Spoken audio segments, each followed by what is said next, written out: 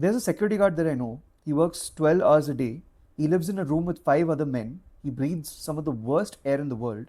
In spite of all this, he smiles more than I do, every single day. He has understood something early in life that most of us middle class folks don't ever need to realize.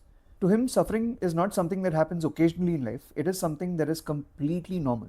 Read this book by Manu Joseph, Why the Poor Don't Kill Us. Because once you read it, you begin to notice something unsettling. You realize how much of your daily life is sustained by people who have silently decided that breaking down is not an option. Not because they're stronger, but because collapse for them has very immediate consequences. Indian poverty is not like poverty elsewhere, because in India the poor are not the minority, they are the majority. And when the majority of people live with instability, instability stops feeling like a deviation from normal life. It becomes normal life.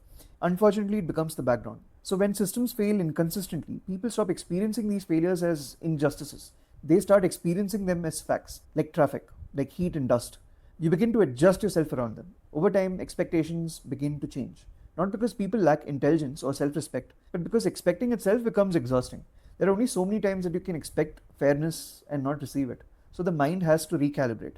You stop expecting efficiency, you stop expecting responsibility and accountability, and sadly, you stop expecting to be treated as a human being. This is a form of psychological preservation. They have to conserve their mental energy to survive India in spite of India's indifference to them. So people adapt. They learn to work around systems instead of relying on them. They learn to tolerate discomfort, they learn to continue, basically. And this adaptation is so gradual that it becomes invisible, even to the people living inside it. But often it's not. Their patience and resilience is just adjustment. Stoicism in such environments is not a philosophy. It's what expectation becomes when it can no longer afford to exist. So this produces a different brand of stoicism, not the kind Marcus Aurelius wrote about, but forced stoicism. The stoicism of people who cannot afford to be emotional about their situation. When their rent decides whether they end up on the street or not, they have to remain stable. When their survival depends on their functionality, they have to remain functional.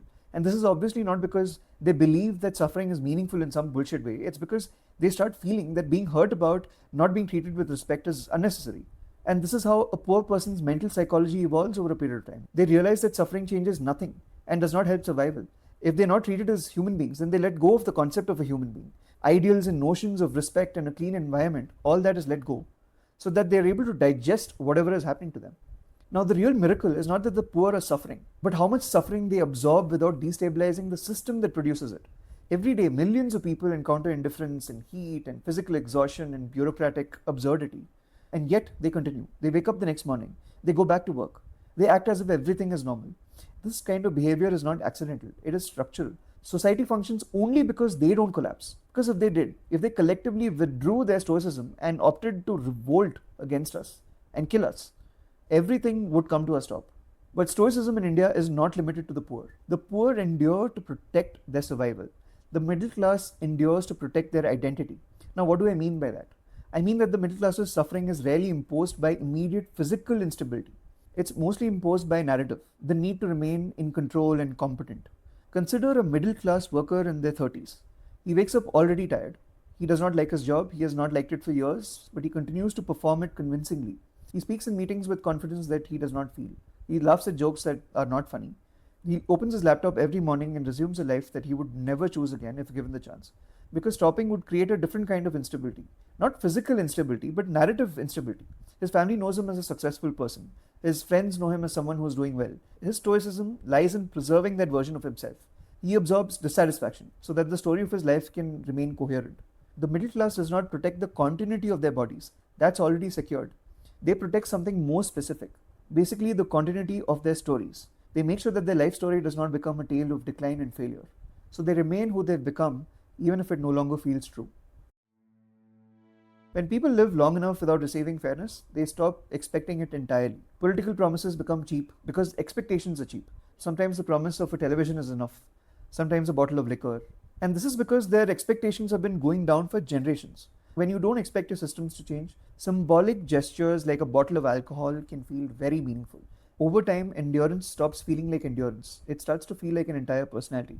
People describe the poor as resilient, tolerant, patient, but patience in the Indian context is often just prolonged exposure to having no power to change anything.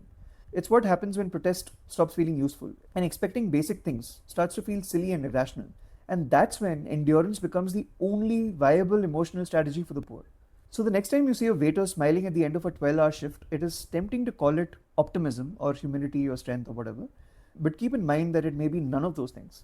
It may just be adaptation, a cheap product of having given up on their world to treat them as they were human beings, like everybody else. The understanding that tomorrow will arrive despite what one feels.